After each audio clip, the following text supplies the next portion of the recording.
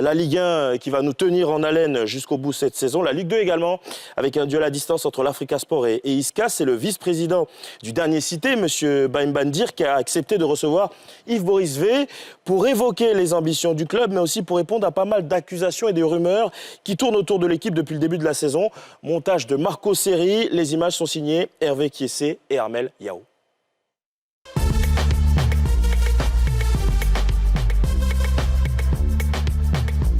Objet de toutes les critiques ces dernières semaines, le club de Isca est accusé par l'opinion sportive d'être favorisé par les instances de la Fédération ivoirienne de football. Pour répondre à ces allégations, nous rencontrons Baïma Indir, vice-président du club.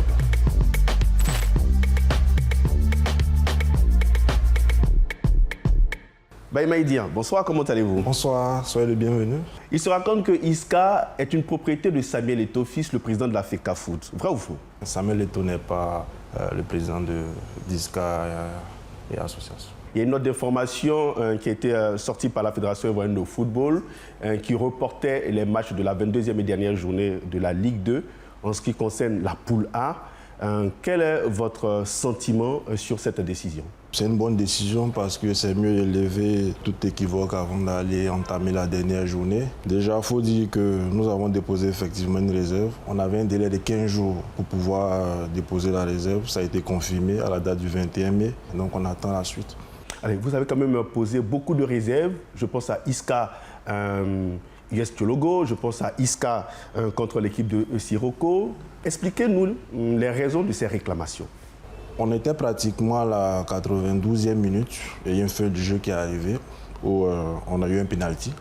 L'arbitre fait un penalty et contre toute attente, c'est le commissaire au match qui vient pour annuler le penalty, ce qui est carrément absurde.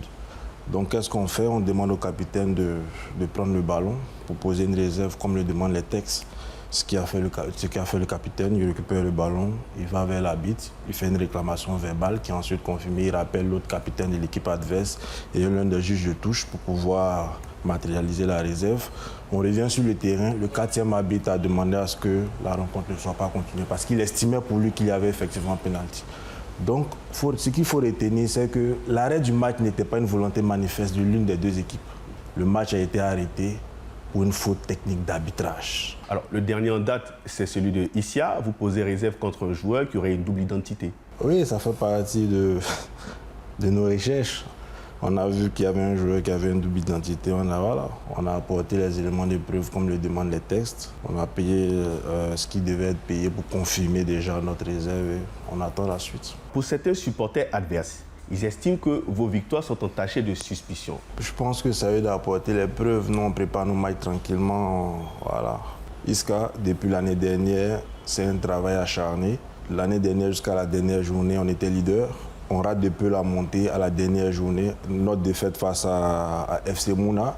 Cette année, dans la même continuité, nous sommes deuxième à la dernière journée à 2 points du leader. On espère gagner notre dernière journée et espérer un faux pas aussi du côté de l'Afrique. Et surtout, nous sommes concentrés sur notre montée. Parlons de l'arbitrage. Êtes-vous de ceux qui pensent que les directeurs du jeu ont un peu faussé à un moment donné quelques matchs de la saison? Pour ce qui concerne mon club, c'est le fait de jeu qui s'est produit. À Gagnoa, où un commissaire au match vient pour demander l'annulation d'un penalty, je pense que ça ne doit pas se faire dans nos stades.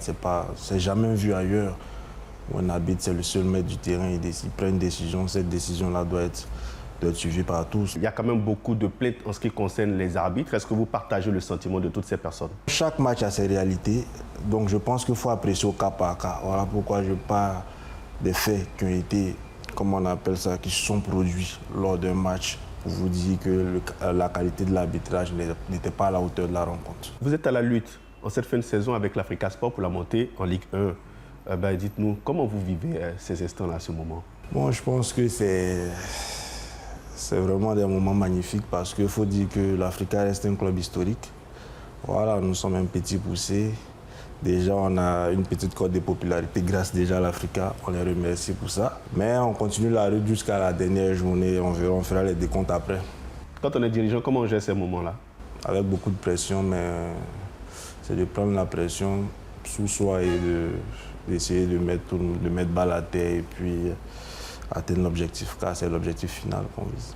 En cette fin de saison, qu'est-ce que vous redoutez le plus? La pression sur les joueurs, l'arbitrage ou le fait de ne pas avoir votre destin en main? Ce que je redoute le plus, c'est de ne pas gagner notre match. Alors, en cette fin de saison, qu'est-ce qu'on peut vous souhaiter? Déjà, la montée et ensuite champion des D2. Baïmaïdir, merci beaucoup. Merci beaucoup.